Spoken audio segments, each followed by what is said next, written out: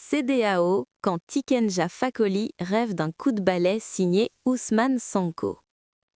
Quand un micro allemand tend l'oreille et que la voix rauque des Tikenja Fakoly s'y engouffre, ce n'est jamais pour fredonner une berceuse diplomatique.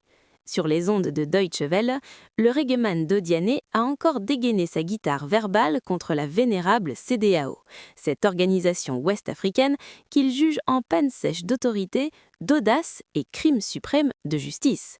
Selon lui, elle a échoué. Mais Tiken ne s'arrête pas au constat funèbre. Il convoque l'espérance, il invoque la jeunesse, il brandit un nom comme un étendard, Ousmane Sonko. Des gars comme Ousmane Sonko, à la tête de la CEDEAO, ils vont faire respecter l'organisation, martèle-t-il, avec la foi d'un prêcheur rasta convaincu que la rédemption institutionnelle viendra d'un coup de balai générationnel. La scène est savoureuse. Un chanteur ivoirien, icône panafricaniste, suggérant qu'un tribun sénégalais pourrait redonner des vertèbres à une organisation que beaucoup considèrent comme une coquille diplomatique sonnant creux. Il faut reconnaître à Tiken une chose, il dit tout haut ce que beaucoup murmurent entre deux cafés. L'organisation régionale donne parfois l'impression d'être plus prompte à sanctionner qu'à prévenir, plus habile à rédiger qu'à trancher. En appelant à des figures comme Ousmane Sonko, l'artiste ne fait pas qu'encenser un homme, il exprime une fatigue collective face aux visages immuables du pouvoir ouest-africain.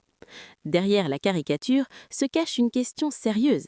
La CEDEAO peut-elle survivre sans se réinventer? Peut-elle continuer à parler d'intégration, de stabilité et de justice quand ces peuples doutent de sa capacité à arbitrer équitablement les crises? Tiken, fidèle à son rôle de griot moderne, choisit la provocation plutôt que la diplomatie.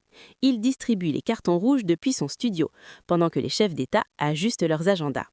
Reste à savoir si l'organisation a besoin d'un chanteur pour lui rappeler sa mission ou d'un électrochoc politique pour la réapprendre.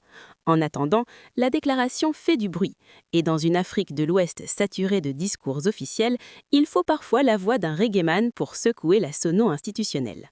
Malik Ba.